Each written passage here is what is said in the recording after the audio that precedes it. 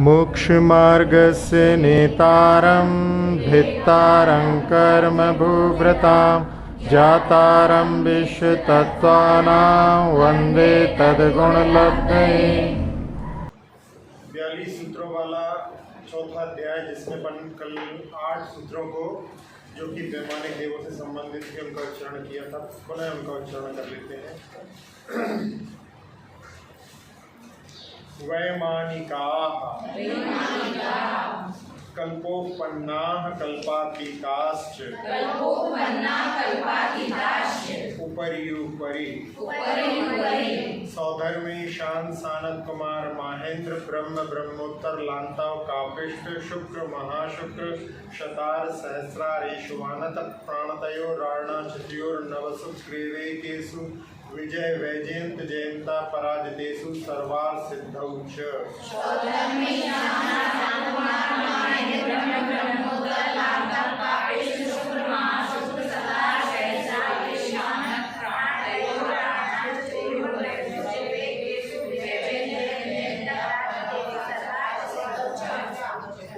प्रभाव सुखद्युतिलेशा विशुद्धीन्द्रिया वधि विषय दोधिका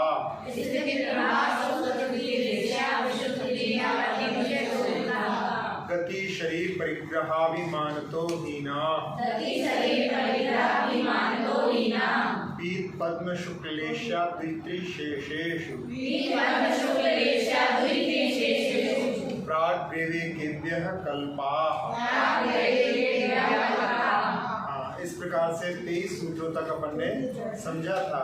अब अपन आगे के सूत्रों को प्रारंभ करते हैं। तो वैमानिकों में ही जो विशेष रूप से जिनका वर्णन किया गया है, ऐसे लोकांतिक देवों का निवास स्थान कहाँ पर रहता है उसको बतलाने के लिए अगले सूत्र का अवतार होता है। ब्रह्म लोकालया लौकांतिका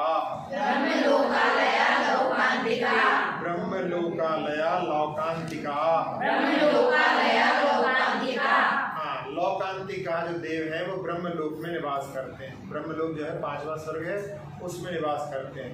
लेकिन 5वें स्वर्ग में पूरे स्वर्ग में निवास नहीं करते वो, उनकी जो है उसमें आखिरी में अलग कॉलोनी बनी हुई है।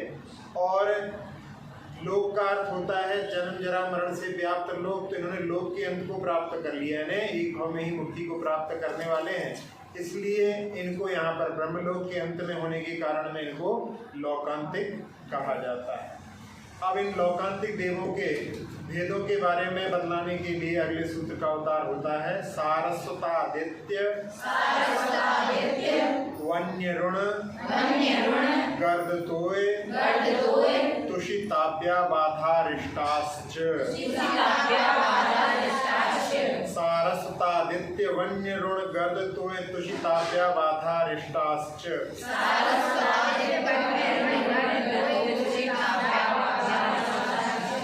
सारस्वतादित्य वन्य ऋण गर्द तोय तुषिताभ्या बाधारिष्टाश्च।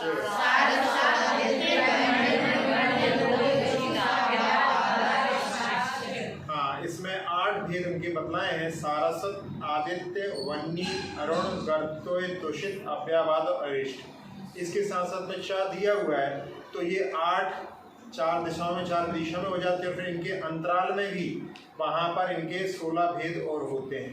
इस प्रकार से इनके विमान 8 विमानों के साथ में 16 विमान और रहते हैं। इनमें बहुत संख्या में ये लोकांतिक संख्या दी है, लेकिन बहुत संख्या में होने के कारण में इनको यहाँ पर इनमें सब विमानों में ये अवस्थित रहते हैं। तो इनके बारे में यहाँ पर देवियाँ नहीं रहती हैं, तो ये स्वभाव से ब्रह्मचारी होते हैं। इनको अन्य देव जो है ऋषि के समान मानते हैं, तो देवर्षि कहलाते हैं।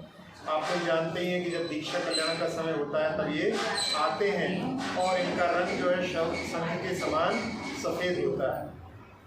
ये 11 रंग के पाठी होते हैं और ये हमेशा वैराग्य भावनाएं भाते रहते हैं। इनके शरीर की ऊंचाई 5 हाथ होती है।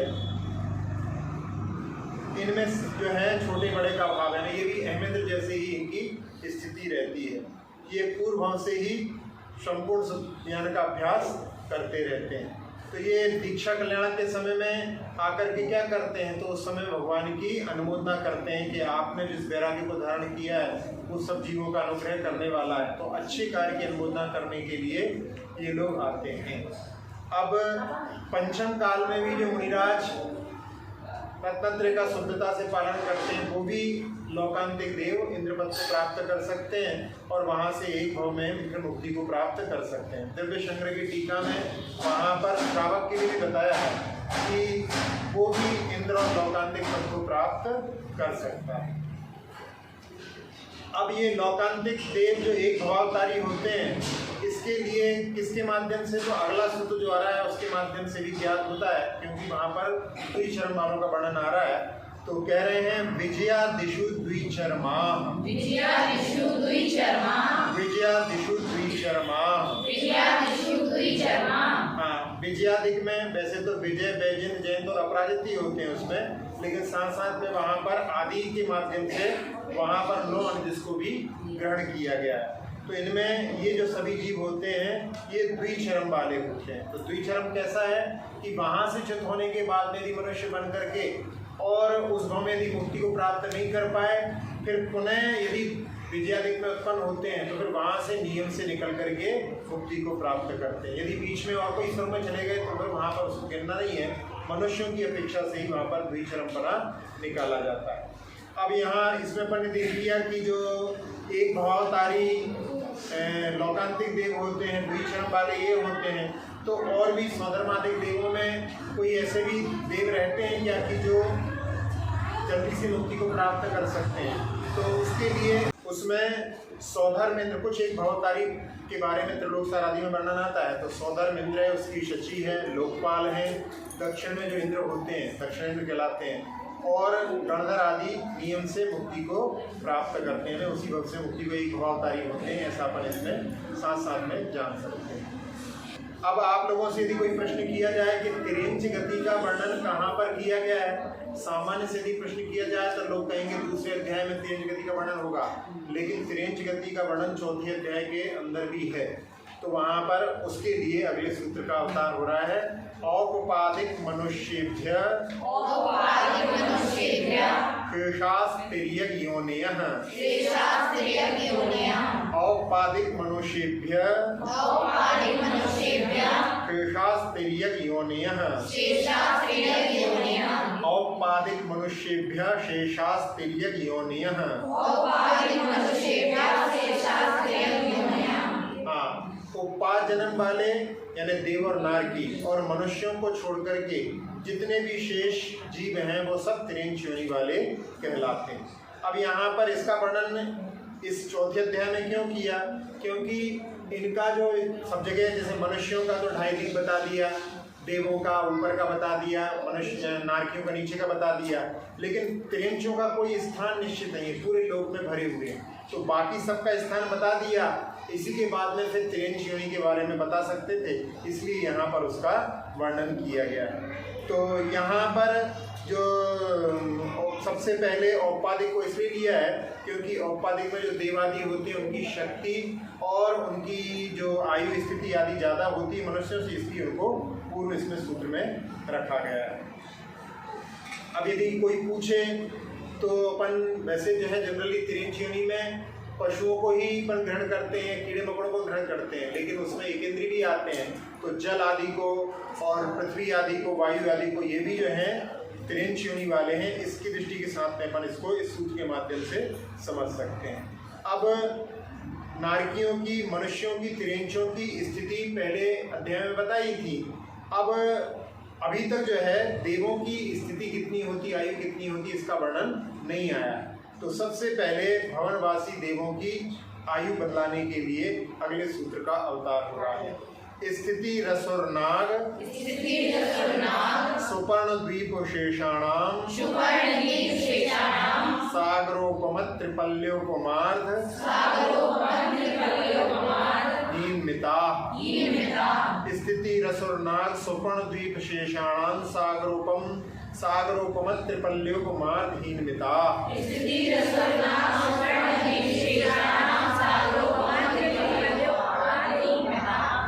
रसुर्नाग सुपर्ण द्वीप शेषाणाम सागरोपमत त्रिपल्योपमार्ध हीनमिता।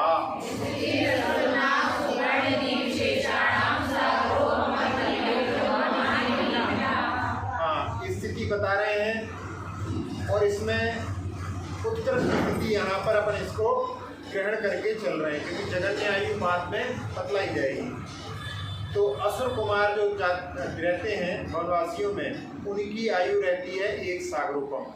फिर इसके बाद में नाग कुमार की, वहाँ पर 3 पल्योपम।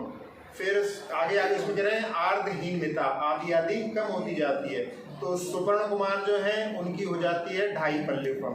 फिर इसके बाद में द्वीप कुमार की हो जाती है 2 पल्योपम, और बाकी शेष की जो है 1.5 पल्योपम प्रमाण होती है। अब इनकी जगन्य आयु को अभी यहाँ पर छोड़ करके संक्षेप में बता देंगे। अब यहाँ पर व्यंतर और ज्योतिष की भी आयु को छोड़ करके वैमानिकों की आयु के लिए बतला रहे हैं। सौधर्मयी शानियोः सागरोपमे अधिके, सौधर्मयी शानियोः सागरोपमे अधिके। हाँ, सौधर्म और ऐशान स्वर के देवों की जो उत्कृष्ट आयु है वो सागरोपमे, यहाँ पर द्विवचन है तो 2 सागरोपम, और अधिक यानी कुछ अधिक। यहाँ पर पहले बताया था घातायुष्क होते हैं, जिन्होंने पहले ऊपर की आयु बांधी है, बाद में अपने संकृत परिणाम से इस आयु को घात कर लिया हो, तो उनके लिए कुछ आदि सागर आदि आयु ज़्यादा प्राप्त होती है। तो इसलिए यहाँ पर ये 12वें स्वर तक की स्थिति रहती है, तो इसलिए यहाँ पर 2 सागरोपम से कुछ अधिक ग्रहण किया जाता है। दूसरा कल्प है, उसमें आयु कितनी होती है? सानत कुमार महेंद्रयोः सप्त, सानत कुमार महेंद्रयोः सप्त।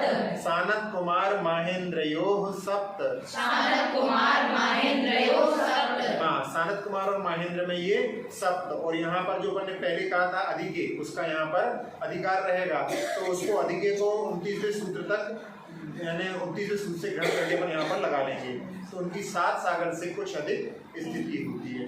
अब शेष कल्पों की क्या है प्रसिद्धि, जिसको बतलाने के लिए अगला सूत्र अवतार होता है। त्रिसप्तनवैकादश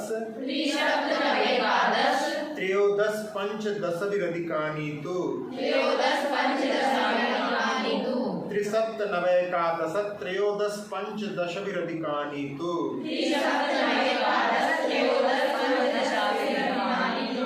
हाँ, यहाँ पर अब जो 7 सागर अपन ने भी पिछले सूत्र में देखी थी, उसमें आगे जोड़ना है, तो 3 आगे जोड़ेंगे अपन, तो ब्रह्मोत्तर में 10 सागर से अधिक आ जाएंगे। फिर लांतव कापिष्ट में 7 जोड़ेंगे, कि 7 लिखा है, फिर 7 7 14 सागर अधिक हो जाएगी। फिर शुक्र महाशुक्र में 7 और 9 जोड़ेंगे तो 16 सागरोपम अधिक हो जाएगी। फिर शतार सहस्रार, यहाँ तक 12 स्वर्ग होता है, तो यहाँ पर 7 और 11 18 सागर साधिक हो जाएगी।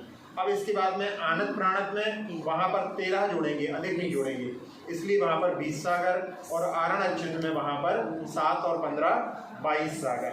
ये तू शब्द के माध्यम से, यानी तू जो वहाँ पर दिया गया है उसमें कि यहाँ पर कुछ विशेषता के साथ में, तो वहाँ पर आधा सागर जो प्रमाण केवल घाता है, इसमें सहस्रार स्वर तक ही जोड़ना है। ये इसके साथ में अपन ध्यान में रखने योग्य बात है। अब इसमें ये कल्प हो गए 16वें स्वर तक की। अब कल्पातीत जो देव होते हैं उनकी क्या स्थिति है, तो उसके लिए अगले सूत्र का अवतार हो रहा है। आरणाच्युता दूर्ध्वमेकैकेन नवसुग्रीवे केषु विजयादिषु सर्वार्थ सिद्धौ च। आरणाच्युता दूर्ध्वमेकैकेन नवसुग्रीवे केषु विजयादिषु सर्वार्थ सिद्धौ च।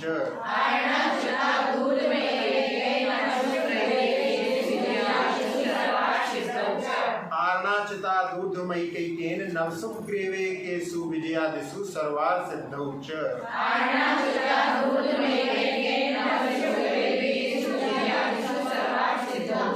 हाँ, अब आरण अच्युत से ऊर्व यानी उनके ऊपर जाना है, तो उसमें वहाँ पर जितनी आयु थी उसमें एक की वृद्धि करके नवसुग्रीवे के, वहाँ पर जो नव ग्रेवेक हैं उनमें एक की वृद्धि करना है। तो वहाँ पर अपन ने 22 सागर तक आ गए थे, तो वहाँ पर 23 सागर प्रथम ग्रेवेक में, फिर 24 25 ये 3 हो जाएंगे, फिर उसके बाद में 26 27 28 ये 3 हो जाएंगे, फिर 29 30 और 31 ये 9 ग्रेवेक की हो जाएंगे। फिर इसके बाद में वहाँ पर नव अनुदिश हैं, तो नव अन्न जिसमें नवसु के साथ नहीं, वहाँ पर विभक्ति के साथ में उनका ग्रहण किया जाता है, तो वहाँ पर 32 सागर हो जाएगी।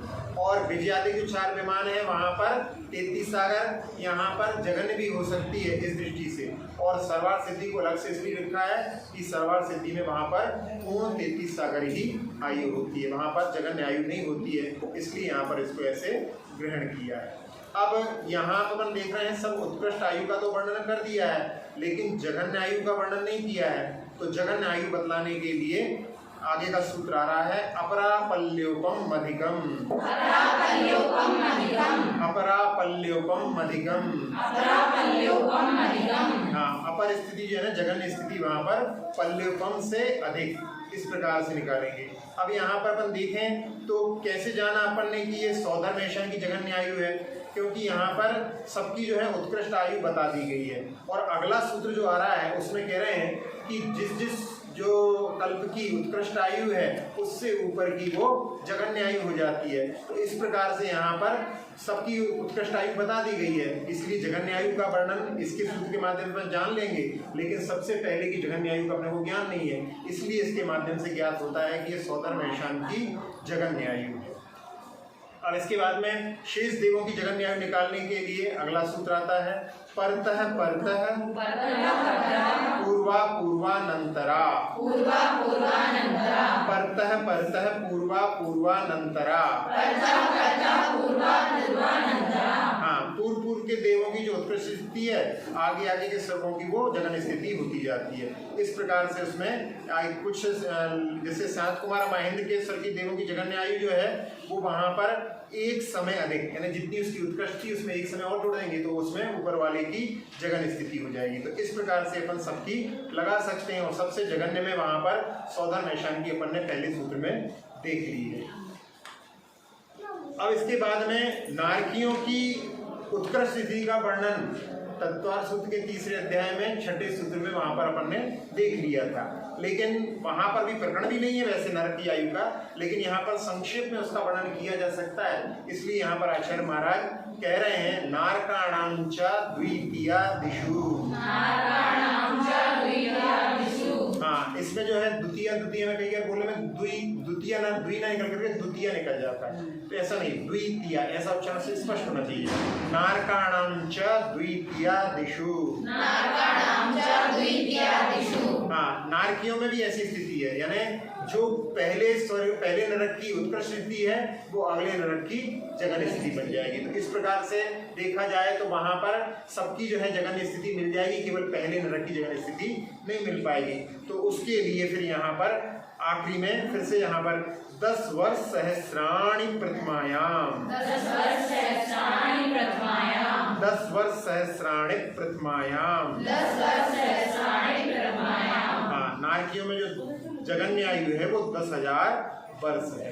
अब यहाँ इसी के माध्यम से गौरवासियों की अपन ने उत्कृष्ट स्थिति देख ली थी पहले सूत्र में वहां पर, लेकिन अपन ने जघन्य स्थिति नहीं मालूम थी, तो इसलिए उसको यहाँ पर इसी के माध्यम से भवनेषु च। हाँ, भवनवासियों में भी जघन्य आयु जो है 10,000 वर्ष प्रमाण है।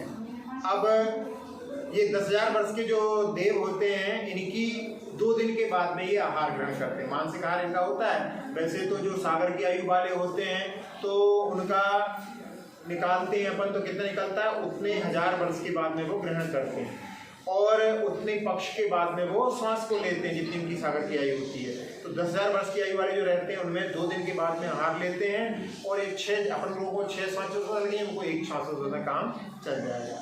फिर इसके बाद में व्यंतरों की जघन्य आयु बतला रहे हैं पहले, फिर उसके बाद में उसकी उत्कृष्ट आयु बतलाएंगे। तो व्यंतराणां च।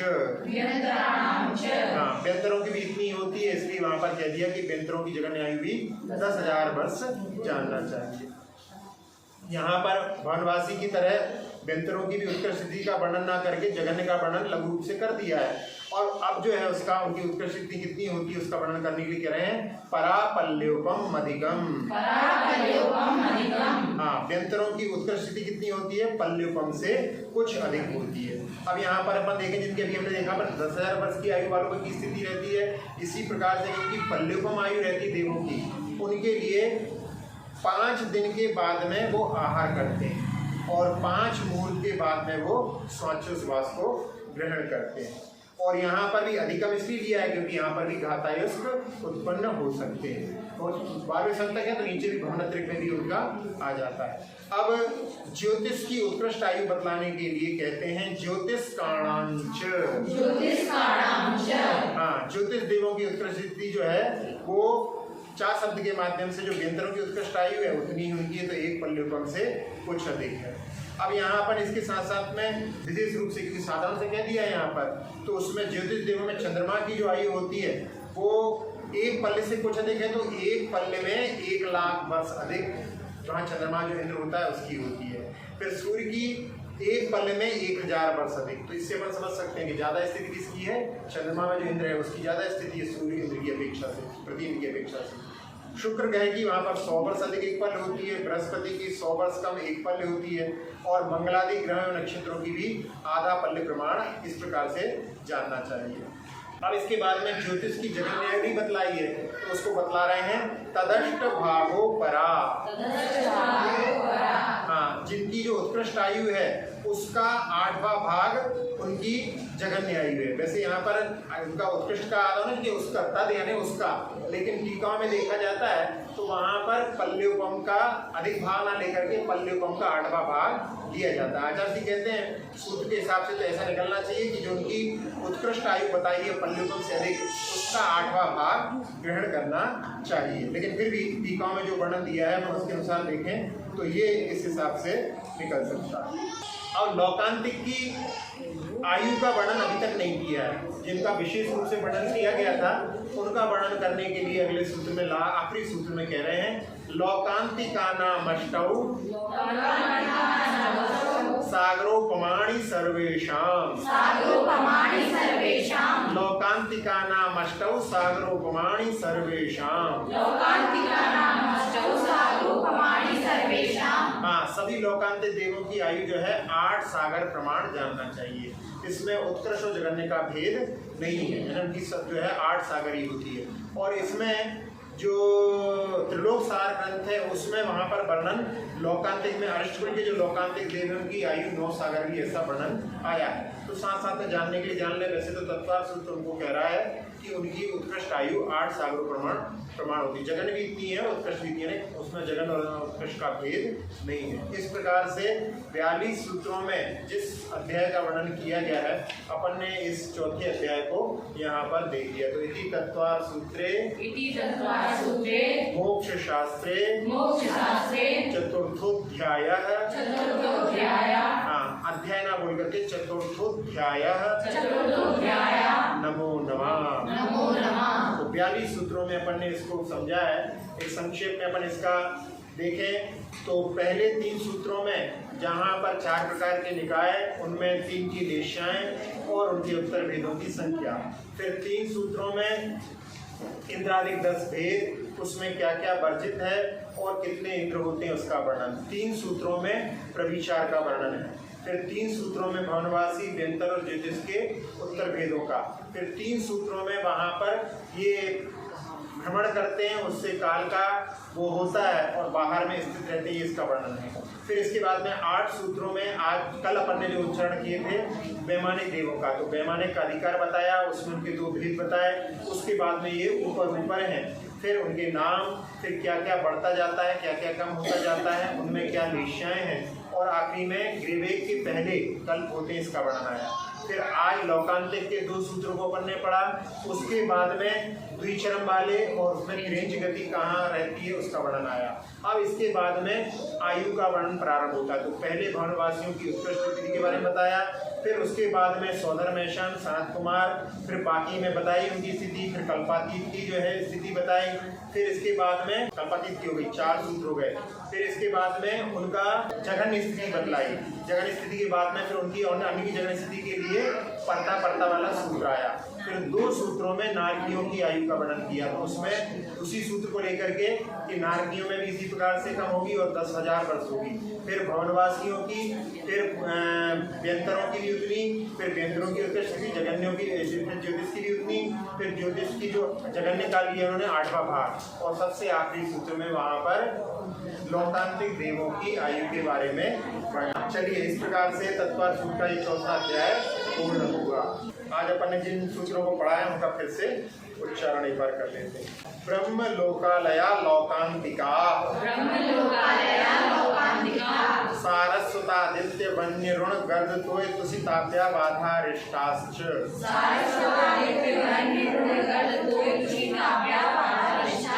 विजयादिषु द्विचर्मा, औपाधिक मनुष्येभ्यः शेषास्तिर्यज्ञो नयः, स्थिति रसोर्नाग सुपर्ण भेद शेषाणाम सागरूपम त्रिपल्यो कुमार भीनमिता,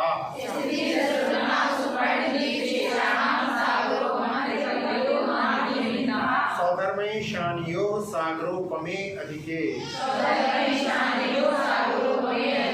सानत कुमार महेंद्रयो सप्त, त्रिसप्त नवैकादश त्रयोदश पंचदश वृद्धिकानि तु, आर्णाचिता दूर्धमैकैकेन नवसुग्रीवैकेषु विजयादिषु सर्वाः सिद्धौ च,